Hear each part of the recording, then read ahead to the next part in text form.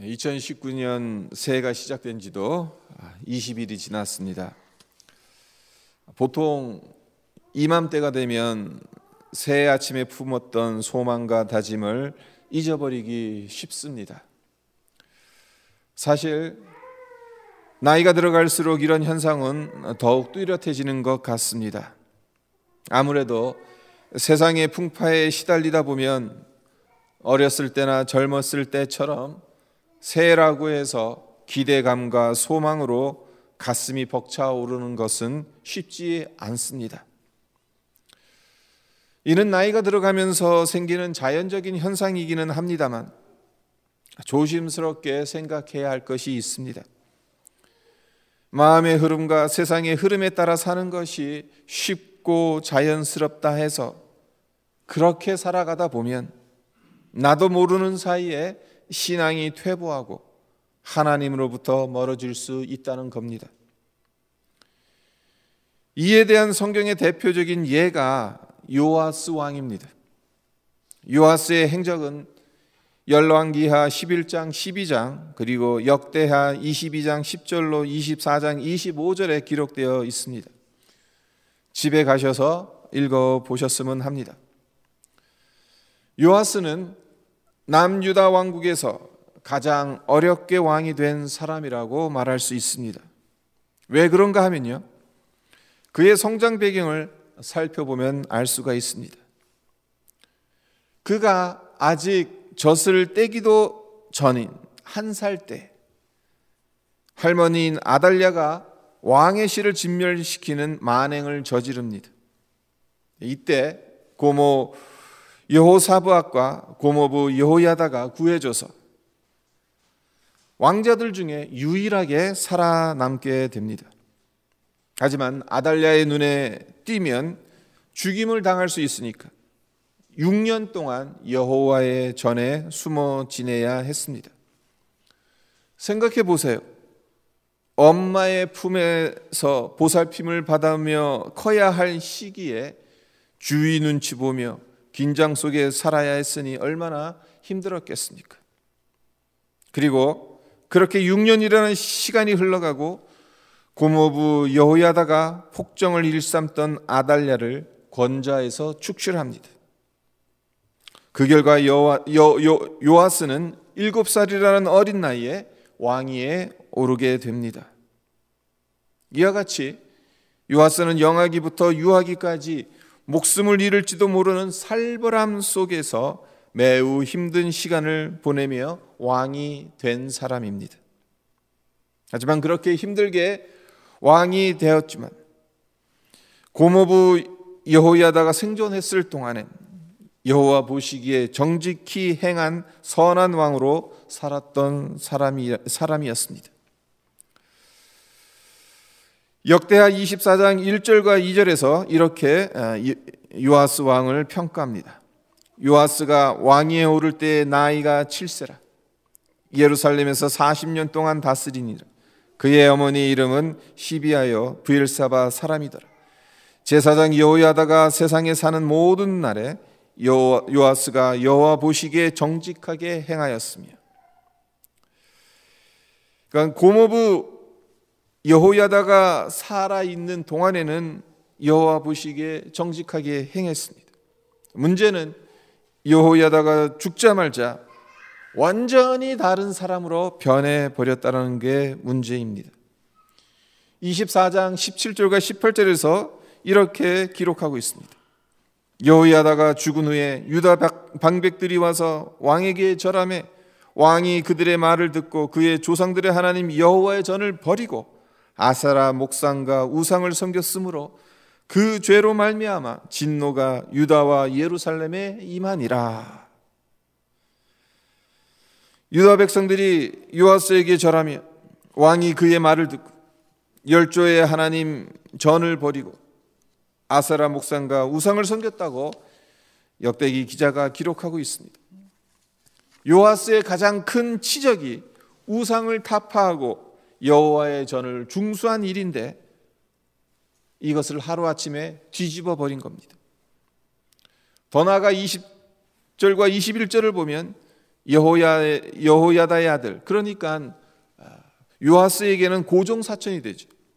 그러니까 스가랴가 성령의 감동을 받아 하나님 대신 우상을 섬긴 요아스를 책망합니다.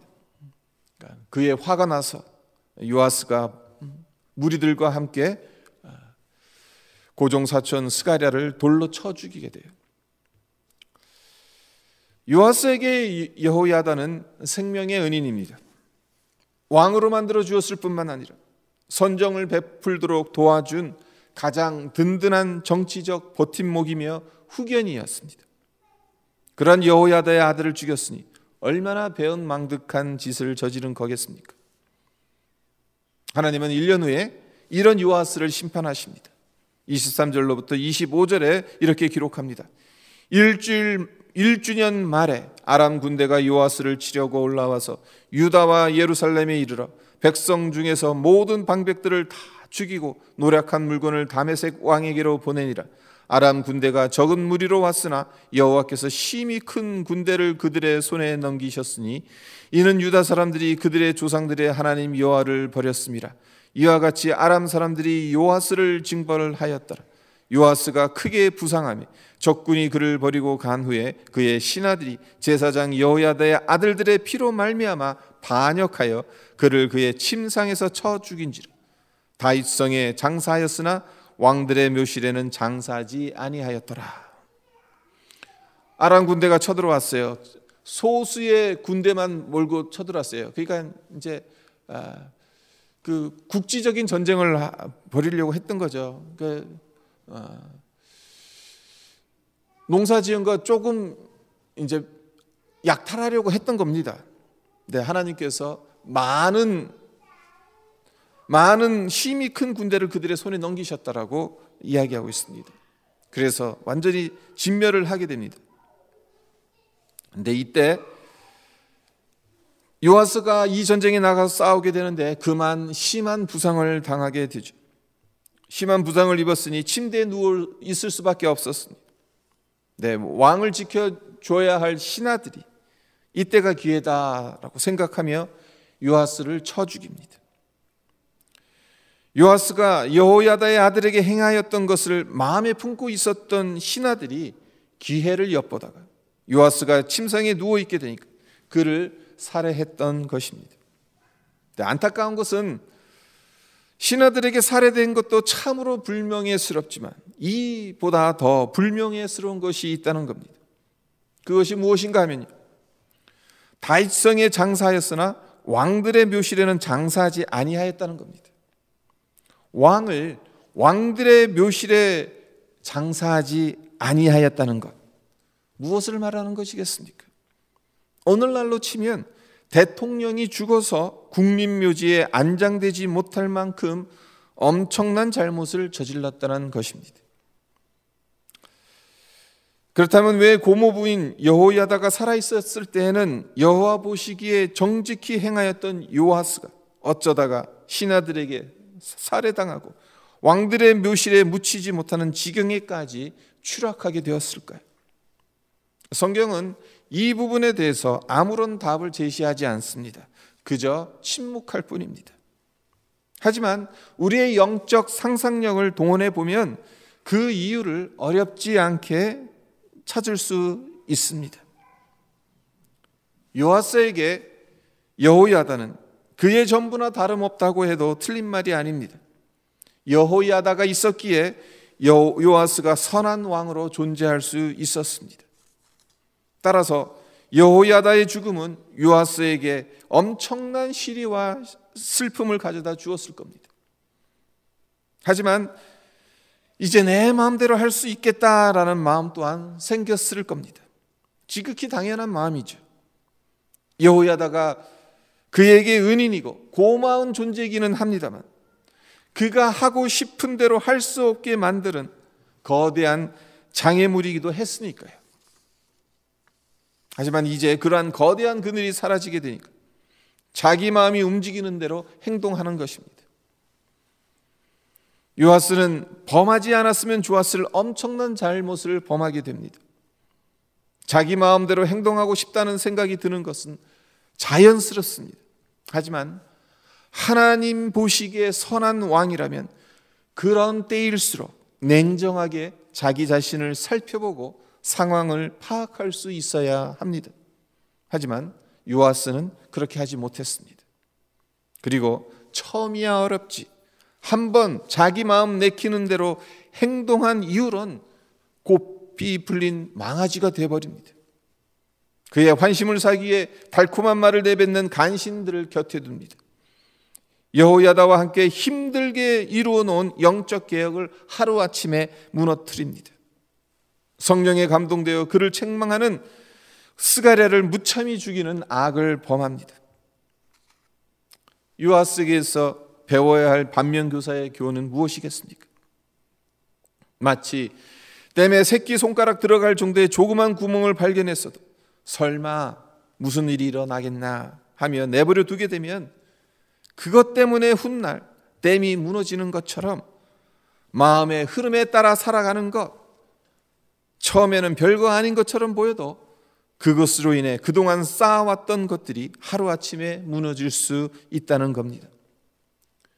우리의 신앙도 마찬가지입니다. 고린도전서 10장 12절에서 사도 바울은 다음과 같이 경고합니다. 선줄로 생각하는 자는 넘어질까 조심하라. 요아스처럼 과거에는 하나님께 정직히 행하였다는 인정을 받았다 하더라도 계속해서 마음을 지키지 않으면 넘어질 수 있으니 조심하라는 경고인 것입니다. 네, 우리의 마음은 고삐가 풀리면 마음대로 날뛰는 망아지와도 같기 때문에 마음이 흘러가는 대로 내버려 두었다간 우리 스스로 제어할 수 없는 지경에 이르게 되고 그 결과 하나님으로부터 멀어질 수 있음을 늘 염두에 두어야 합니다. 2019년이 시작된 지 20일이 지났지만 새삼스럽게 다른 해와 다를 게 뭐가 있을까 생각하며 자연스럽게 흘러가는 마음의 흐름을 당연하다고 내버려 두지 마십시오. 그럴수록 우리의 마음을 말씀으로 무장하고 성령의 인도함을 받아서 하나님의 뜻을 깨닫고 순종하는 우리 모두가 되기를 바랍니다. 언젠가도 이 비유를 말씀드린 것 같습니다. 비관론자와 낙관론자와 현실주의자가 삶을 바라보는 관점이 어떻게 다른지 터널에 빗대어 비유한 우화가 있다는 것을 말씀드렸죠. 비관론자는 터널의 입구만을 보는 자들이에요. 인생을 터널의 출구는 없고 입구만 있는 것처럼 생각하기 때문에, 그러니까 터널에 입구가 있고 출구가 없으면 뭡니까? 그냥 계속 깜깜한 거죠. 어두운 거죠. 그러니까 어둠으로 가득 차 있는 것, 희망이라고는 전혀 없는 것으로 삶을 바라봅니다. 이와 반대로 낙관론자들은 터널의 출구를 봅니다. 터널이 아무리 길다 하더라도 출구가 반드시 있다는 것을 믿고 희망의 끈을 놓지 않습니다. 따라서 터널을 지나가는 동안 캄캄하기 때문에 넘어질 때도 있지만 끝까지 포기하지 않고 걸어갑니다. 그래서 결국에는 환한 빛이 기다리는 출구에 도착합니다. 분명 비관론보다는 낙관론이 삶을 바라보는 더 좋은 태도인 거죠. 하지만 낙관론도 완전한 것은 아니라는 것이 문제입니다. 왜 그러냐 하면 그 이유는 터널의 전체를 보는 것이 아니라 출구라는 일부분만을 보기 때문에 그렇습니다. 이 점은 현실주의자의 관점을 살펴보면 이해하기가 쉽습니다. 현실주의자들은 터널의 어느 부분을 볼까요? 입구와 출구 모두 다 봅니다. 그리고 터널 하나로 끝나는 것이 아니라 앞으로 수많은 터널이 기다리고 있다는 것 또한 봅니다. 한 부분만을 보는 것이 아니라 전체를 보는 거죠. 그렇습니다. 우리 인생에는 고난의 입구로 들어서야 할 때가 있습니다. 그리고 계속해서 걷다 보면 터널의 출구에 도착해서 모든 것을 환하게 볼 수 있는 형통의 때도 있습니다. 우리는 이 둘 다를 모두 볼 줄 알아야 해요. 그리고 터널 하나 통과했다고 해서 고생 끝, 행복 영원이 아니라 그 반대로 행복은 순간이고 고생이 오래 가는 것도 아니라는 것, 이것 또한 볼 수 있어야 한다는 것입니다. 성도 여러분들도 겪어보셔서 아시겠지만 이것이 우리의 인생살이이지 않습니까? 문제가 해결되어서 한시름 놓았다고 생각했는데 그렇게 좋은 때가 금세 지나가 버리고 또 다른 문제 앞에 고통스러워하고 신음하는 경우가 종종 있지 않았습니까? 그리고 이와는 반대로 앞이 막막하고 고생을 죽어라 할 줄 알았는데 갑자기 길이 열리고 전혀 예상치 못한 복이 찾아올 때가 있지 않았습니까? 결국 인생이란 전화위복이 되는 때가 있는가 하면 그 반대로 전복위하가 될 때도 있는 것입니다. 따라서 우리의 인생, 특별히 신앙의 여정을 비관적으로 바라봐서도 안 되고 무조건적인 낙관론에 사로잡혀 있어서도 안 됩니다. 인생이란 큰 그림 속에서 현실을 바라볼 수 있어야 합니다. 제가 이 예화를 말씀드리는 이유가 무엇이겠습니까? 여러분과 제가 의지해야 할 것은 현재의 상황이 아니라는 겁니다. 상황을 바라보게 되면 터널의 입구를 막 통과했을 경우 낙심하거나 두려워하게 될 것입니다. 출구를 막 빠져나왔을 경우에는 긴장을 풀어버리고 기고만장해지기 쉽습니다. 하지만 인생 전체의 그림을 보게 되면 순간순간의 상황에 일희일비하지 않고 하나님을 의지해야 하겠구나 하는 생각을 할 수 있는 겁니다. 그래서 상황과 여건이 어떠하든 하나님을 기쁘시게 하는 삶을 살아갈 수 있는 것입니다. 물론 그렇다고 해서 우리 힘으로만 하나님을 기쁘시게 할 수 없다는 것, 하나님의 은혜에 사로잡혀야 하고 성령께서 우리 속사람을 강건케 해주셔야 한다는 것을 우리는 잘 알고 있습니다. 하지만 우리가 어떤 관점으로 삶을 바라보느냐는 아무리 강조해도 지나치지 않을 것 같습니다.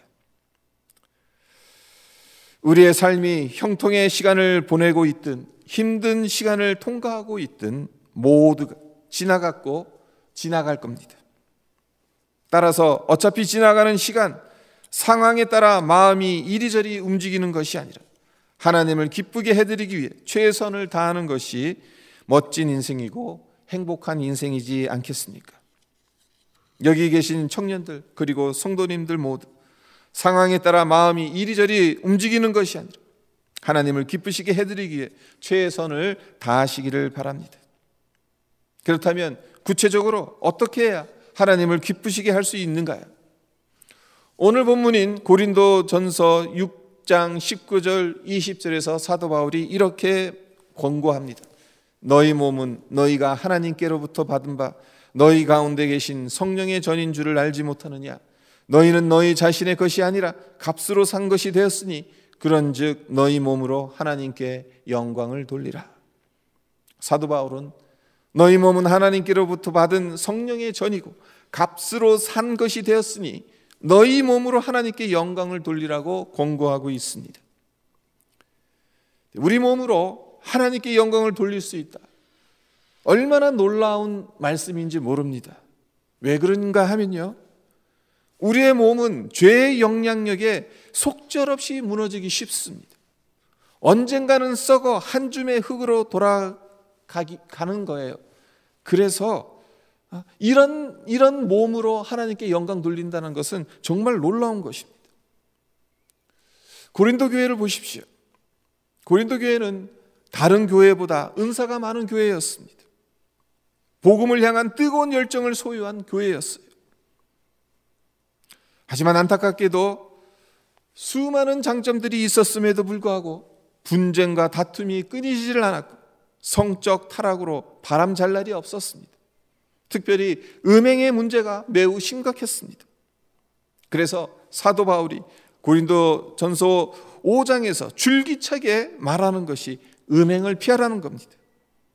그리고 오늘 본문 말씀 앞에 나오는 6장 12절로 18절에도 보면 음행을 피하라고 강하게 권면하고 있습니다.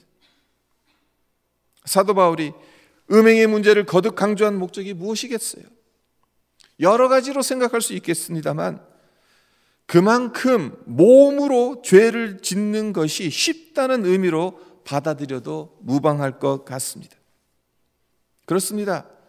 우리 인간은 누가 가르쳐 주지 않아도 너무나도 자연스럽게 몸으로 죄를 짓습니다. 그러하기에 몸으로 하나님께 영광을 돌린다는 것은 결코 쉽지 않습니다. 하지만 그럼에도 불구하고 오늘 본문에서 사도 바울은 분명하게 말합니다. 20절을 다시 보십시오. 값으로 산 것이 되었으니 그런즉 너희 몸으로 하나님께 영광을 돌리라. 여러분, 주님께서 십자가에서 피를 흘리신 것은 우리 영혼의 구원만을 위해서는 아니란 겁니다. 우리의 몸으로 하나님의 영광을 돌리게 하기 위해서 예수님께서 보혈을 흘리셨다는 것을 우리는 기억해야 합니다. 이것은 우리에게 무엇을 가져다 주냐 하면요, 우리 몸을 잘 관리한 책임이 뒤따른다는 것이에요. 우리의 몸은 성령의 전이기에 성령께서 편안하게 거하실 수 있도록 거룩하게 관리해야 합니다.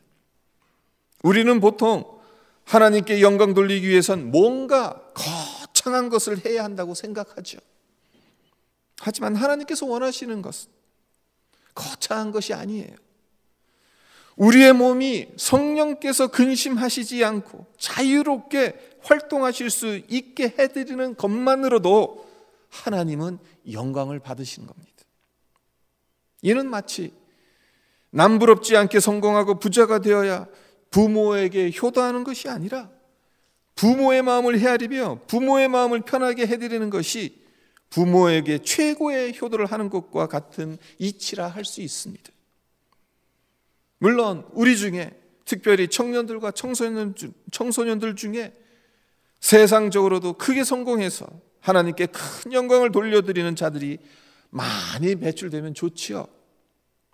하지만 잊지 말아야 할 사실은 그 출발점 역시 여러분의 몸에서 시작되어야 한다는 겁니다.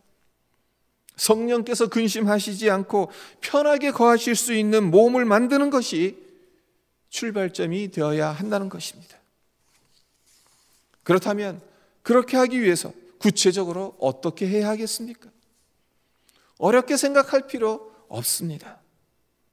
하나님께서 싫어하시는 것은 안 하는 겁니다.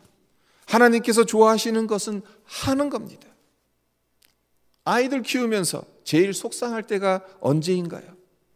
엄마 아빠가 하지 말라는 것, 싫어하는 것을 굳이 하겠다고 우길 때죠. 이와 반면에 부모로서 언제 가장 기쁩니까?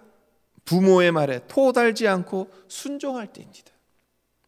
하나님도 마찬가지입니다. 하나님의 마음을 근심되게 하면서 다른 어떤 것으로 영광 돌리겠다고 기쁘게 해드리겠다고 하는 것은 어불성설입니다.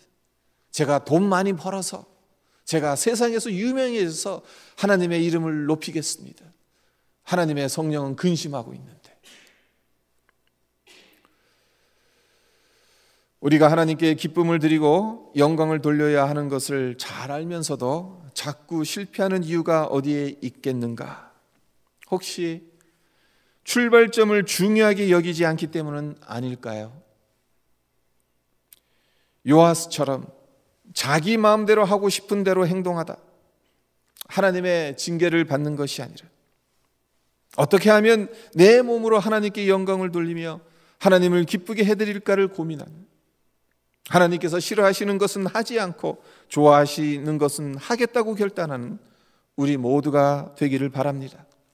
그래서 성령이 거하시는 전답게 이 세상을 승리하며 살아가시기를 주님의 이름으로 축원드립니다. 네, 오늘 말씀 묵상하면서 잠깐 기도하도록 하겠습니다. 사도 바울은 우리에게 공고합니다. 너희 몸은 너희가 하나님께로부터 받은 바 너희 가운데 계신 성령의 전인 줄을 알지 못하느냐? 너희는 너희 자신의 것이 아니라 값으로 산 것이 되었으니 그런즉 너희 몸으로 하나님께 영광을 돌리라. 우리가 하나님께 영광 돌리는 그 출발점은 우리 몸에서 시작하는 겁니다. 우리가 나중에 제가 성공하고 나서, 제가 돈 많이 벌고 나서 그때 하나님 영광 돌리겠습니다. 아니에요. 내 몸으로 정말 주의 성령께서 내 안에서 자유롭게 근심하지 아니하시고 즐겁게 나와 동행하시는 것, 그러면 하나님은 영광을 받으시는 거예요. 요아스는 한때 젊었을 때 그의 고모부 여호야다가 생존했을 땐 참 하나님 보시기에 선한 왕이었습니다. 근데 고모부가 죽고 난 이후로는 그동안 어떻게 보면 고모부 때문에 하지 못했던 그런 생각들, 마음들을 마음껏 표출했겠죠. 근데 그것이 징계의 길로, 심판의 길로, 멸망의 길로 인도했다라는 사실, 우리 몸에서 시작한다는 것, 우리 마음에서 시작한다는 것, 오늘 고린도전서 6장 19절과 20절에서 주시는 메시지입니다. 하나님, 우리가 정말 우리의 출발점이 제대로 출발점을 정말 중요하게 여기면서 살아가고 있는, 항상 우리가 뭔가 잘못됐을 때는 출발점으로 다시 돌아가야 됩니다. 출발점으로 다시 돌아가서 과연 내가 제대로 하고 있는가를 살펴봐야 합니다. 하나님, 새해가 시작된 지 20일 지났습니다. 20일이 지났든 얼마가 지났든 그것이 중요한 것이 아니라 항상 하나님 앞에서 내가 어떤 모습으로 주님 앞에 서 있는지, 정말 우리의 몸이 성령의 전으로 여기면서 값으로 산 존재가 되었으니까 몸으로 하나님께 영광을 돌리며 살아가고 있는지, 하나님 우리를 점검하게 하시고 또 성령의 은혜로 하나님 그렇게 살아갈 수 있는 힘을 허락해 주십시오. 함께 기도하는 시간이 되었으면 합니다. 기도드리겠습니다. 아버지 하나님, 올해 2019년이 시작된 지도 벌써 아버지 하나님 20일이 지났습니다. 아버지 하나님,